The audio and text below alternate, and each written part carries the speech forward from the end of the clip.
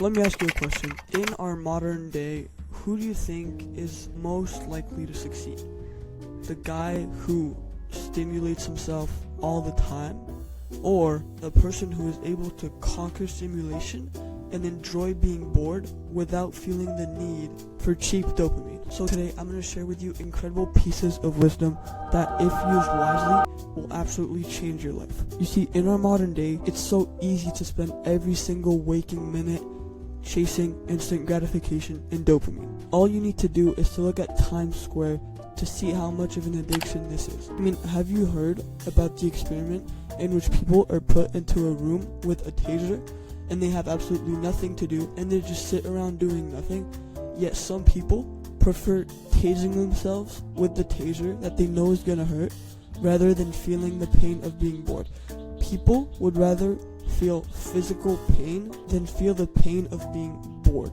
It's such a good example that in our modern world, constant stimulation fries your brain as well as your tolerance to stimulation, meaning that to feel anything that resembles pleasure, you need more. You want to play more video games. So while you're playing video game, you're going to listen to rap music, and while you're doing that, you're going to eat gummies and chips. You need more and more stimulation to actually feel stimulated. Like, now you can't even sit still for 1 minute without spasming into a TikTok dance, into weird little peepers. You can't even have a mindful conversation with your mom. You don't even have the attention span to do your work at school, and then you wonder why you fail. And that's where the ability to be bored comes in. The ability to sit out and enjoy life without your AirPods in your ears and your phone stimulating you all the time. So before we discuss how to enjoy boredom and how to enjoy life without constantly feeling the urge to be stimulated, I want to introduce you to the single greatest benefit you will get from the ability to enjoy boredom. Might not actually be what you think. Boredom sparks the need for progress. If there is absolutely nothing to do, you cut out all the bullshit, you do absolutely nothing, you stare outside your fucking window like a psychopath, you will feel the urge to start doing something. But say you cut out absolutely everything and the only thing you can do is nothing, you're gonna start to want to do something that's meaningful to you and that will bring you progress. You can kind of see this making sense, right? Like, what else is there to do but do something really meaningful? Like, you can imagine if you locked a gym rat in a room with absolutely nothing, it wouldn't be a surprise if he just started like banging out push-ups and stuff. You wouldn't be that surprised. He can't do anything, so he might as well do something that's meaningful to him. And what's meaningful to him? Making progress in his fitness journey. Like, boredom sparks the need for progress and then gets you closer to your goal, because you feel this incessant need to progress in something. So then you're like, what can I progress at? Then you discover your purpose, then you discover your mission, then you discover the things you can do to get you closer to that goal, and then you're on your way to living a great life. But now you might be like, oh yeah, alright, boredom sparks progress, sure, whatever. How can I enjoy sitting there doing nothing? Like, why? How is that any fun? You see, the single greatest thing you can do to start living a normal life, to start enjoying boredom, is to improve your mental health. Do you think that a person who simply enjoys existing, simply enjoys living life, feels the constant urge for stimulation? Do you think they feel this need to constantly entertain themselves and watch countless and countless TikTok videos? No, because they don't have this empty void that they need to fill, because they've improved their mental health.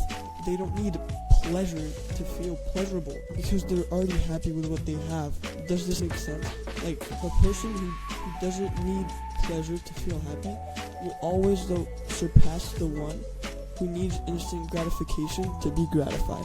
Your mental health is the single greatest way to get ahead of every single person you know who can't keep their hands off their phones for more than a minute, because you'll be able to sit out and enjoy life without having to stimulate yourself, and they'll be there enjoying the latest VR headset, gaming, ultra mega reality, super stimulating thing. So now, this might raise the question, how do I improve my mental health? The single greatest thing you can do to improve your mental health is to live as humans should live. I'm talking like cavemen.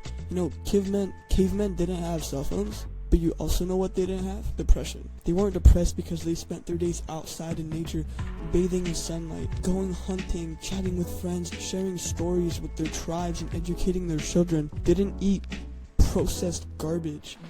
watch countless hours of dumb YouTube videos. So this can sound stupid, but all you have to do is mimic that. Start to go outside more, start to actually look at the trees, start to embrace nature, start to actually see the beauty that surrounds you, start to eat more natural food that hasn't been processed and put through 1,000 different factories and it's wrapped 10,000 times with plastic that have estrogen that decreases your testosterone like crazy. That's the way to get ahead of everybody as a young man. So if this isn't good enough for you, I'm gonna link down a mental health video that I made. It's a step-by-step guide.